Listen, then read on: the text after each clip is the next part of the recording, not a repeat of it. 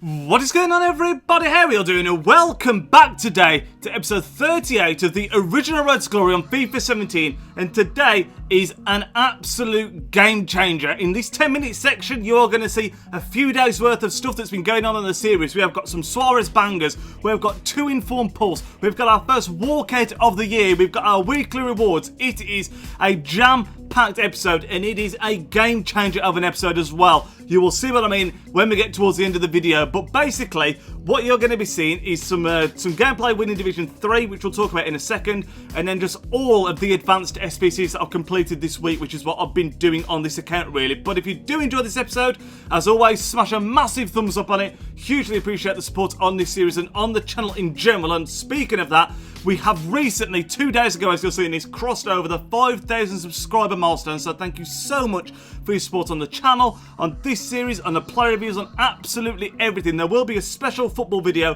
coming out to celebrate that, but that will be in a couple of weeks' time, in about a month's time, in fact. So stay tuned for that. It will be coming, but there's a lot of planning being involved with that. So that's what's going to be being a bit later on. But yeah, this is just an incredible episode that you're about to witness. Basically, what happened was, the first thing that you won't see actually in the gameplay is we packed Inform Bas Dost. That was doing a section of the marquee matchups from last week. We sold him on, got ourselves 13k, and what that meant was we were very close to being able to complete all of the advanced SBCs, or there or thereabouts, with the coins that we had, and that is something that I've been looking to do for quite some time now. What I thought was, if we get promoted from Division 3, we were only 2 wins off the championship, that would allow us, well, it would give us 11,000 coins, and that would push us over what we needed to do that. So that's what you're seeing first. You're going to see it all in chronological order as it happened. We're playing the first game. Well, you've seen the first game, I believe, at this point. There's the second game.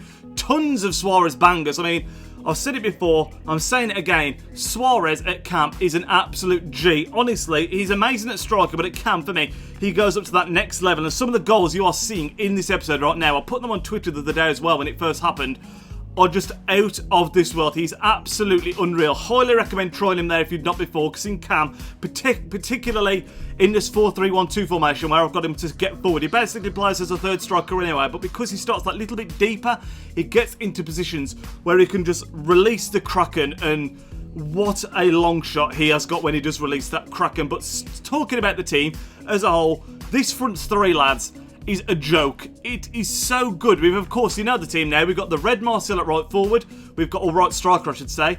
We've got the SBC Cavani at left striker. We've got Suarez at camp. Between them all, I figured this out yesterday, they have played 250 games, and the goal contribution from the three of them is 297 goals in those 250 games. Now, when you consider that Suarez is on a goal a game and he's at camp, well, no, he's on a goal a game plus about another 50 assists, and he's at camp, which is unreal. You've got Martial at right striker, who's just shy of a contribution a game, and he's been a sub for a long, long time as well, coming off the bench. Same for Cavani, except he is on exactly pretty much 1 goal contribution per game. Again, he has come off the bench so many times for us. It is absolutely unbelievable, and I genuinely think this is the best front three I've used this year on FIFA 17. It is crazy. You're seeing as they're tying up the league title, the championship, we get 11k, like I say, and now you're going to start to see some of the SBCs from the last week that I've been completing. Now, forgive me if I get some of these mixed up, because we've finished so many of them that it's hard for me to keep track of. I actually initially wanted to put this episode out on Tuesday, but I had a couple more things to record before I did it, and the EA servers were down, so I couldn't do it. And then it was Team of the Week on Wednesday, so there was player reviews coming out, so that's why it's been pushed back a bit further than usual, and that is why there's been a bit more of a gap between the last Red's Glory episode and this episode. It's still a series that's going to appear regularly, of course, but I apologise, there's been a bit more of a gap, but not really a lot I could do about it. Now, the first packs that you're going to see, I believe off the top of my head, are from the Brazil portion of the South American tour, and then the pack for completing the whole section, because we'd already done the Colombian one.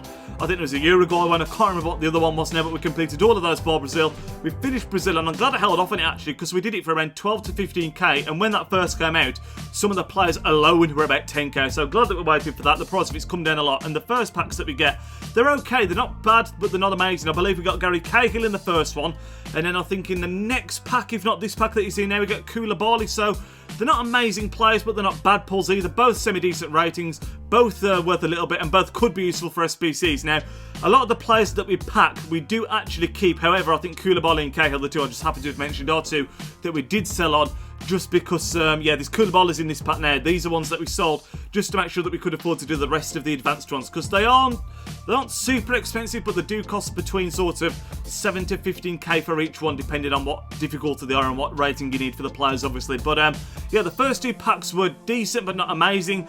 But the packs that are coming up, lads, like I say, we've got 2 informs.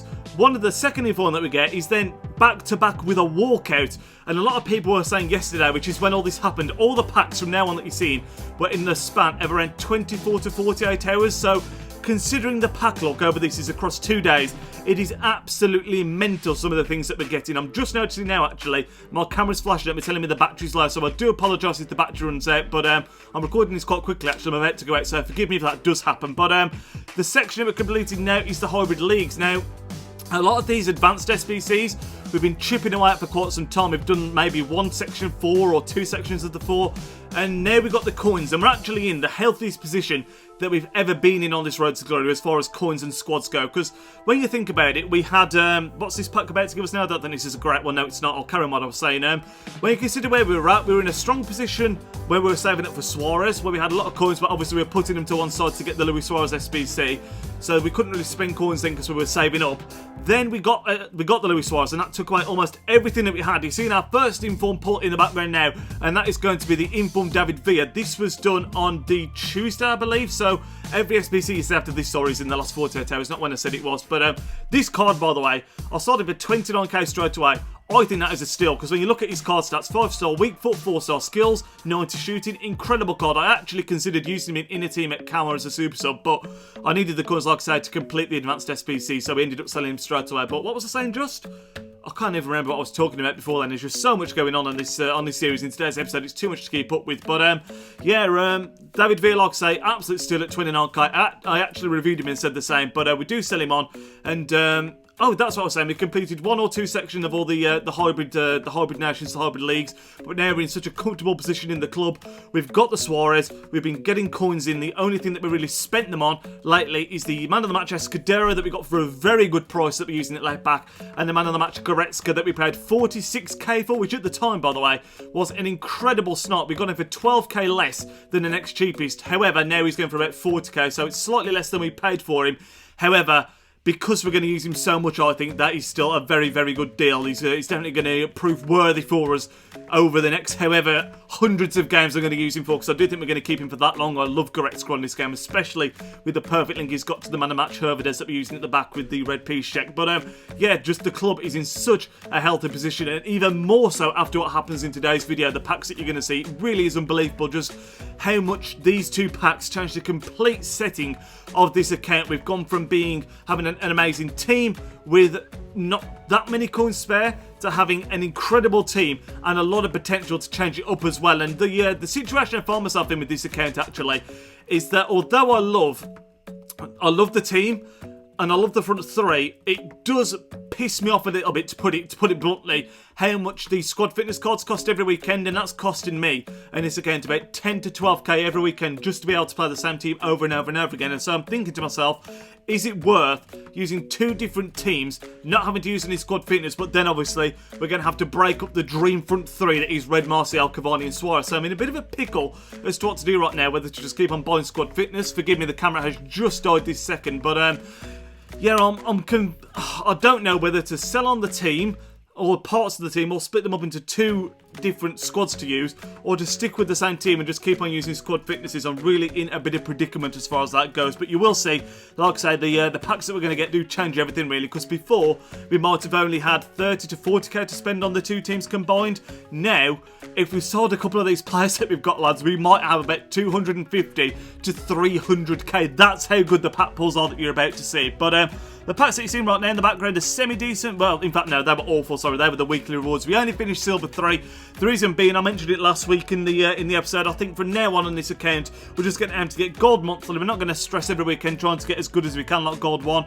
We're going to get Gold monthly, and for that now, over the next 2 weeks, we only need 14 to 15 wins next week and the week after, so should be easily accomplished. And this weekend just gone, I only played 12 games. Second inform pool that you're seeing now is unbelievable. We get the second inform Casemiro, like his 3rd or 4th special card of the year. 87 rated, goes for around 170k as we speak. league, but he is someone that I do want to try at this weekend league instead of Busquets, just because he's the kind of player that I usually get on with. He's a tall, powerful central midfielder, and those stats just look incredible. I actually saw Bateson on Twitter comparing his stats, his in-games, to Hullet, and they are very, very close. And what you see now is literally 10 minutes after we pulled the Casemiro, we then get this pack that you're about to see on the screen now. Excuse me, a bit of a burp there. That's a coffee burp. I've just had a cup of coffee. But if we complete the League and Nation hybrid section, and like I say, the pack is unbelievable. It puts us in an incredible position, and I'd love to know what you guys think we should do, whether we should just keep the team we currently got now, because what I've done is we put Casemiro in the current team, and we put the player in the team that we were out to pack as well for this weekend league. So it's lowered the chemistry slightly, but you know, to hell with it. I want to try the players, and we're just going to see how it plays. If it goes badly, we can sell the players. If it goes well, we can keep the players and just build around it. But how about this for a pull? Our first walkout on this account all year, which is crazy. I see the German pop up and I think surely it's going to be Lahm or someone that's not that great, but Manuel Neuer is the man that walks around that card. Best goalkeeper on the game, 92 rated, and he slots straight into our team, linking with Hervedes, of course, and we actually brought in Hummels as well to make sure the team got a bit more chemistry. So right now, on this account, we are in by a country mile the best position we've been in all year, and it's thanks to that incredible 24 hours where we got the we didn't get David Villa, we got the Casemiro, we got the Neuer, and just some incredible luck from those SBCs that we completed. But that is going to round up this episode, lads, and what a game-changing episode it was. Like I said at the start, unbelievable stuff. It's going to completely change the way we go forward in this account, and like I said, depending on what happens this weekend league that we're playing now, it's just, I mean, I don't even know what to think. I'm still absolutely buzzing from that. But this is going to end the episode, lads. Like I said at the start, leave a massive thumbs up on it if you did enjoy. I will speak to you all in tomorrow's video, which is going to be a second installment of the City Talk series that started off earlier this week that you guys seem to absolutely love. So I'll speak to you all there, lads. Enjoy the rest of your Saturday. Enjoy the rest of your weekend. Enjoy the rest of your, I don't even know what. I'm rambling on, lads. Enjoy the rest of your day. Speak to you tomorrow. Nidge out. Yo, he's Nidge, plays with big games and player reviews are getting insane. He entertains while he elevates, his video quality resonates. On career mode, he got lots of vids uploading off and he's rocking it. He's got the confidence in all his commentaries. Videos range, they often vary. Got need for speed and a road to glory. Just watching vids and you know the story. The content is underrated, I'm understating, so don't ignore the like and subscribe.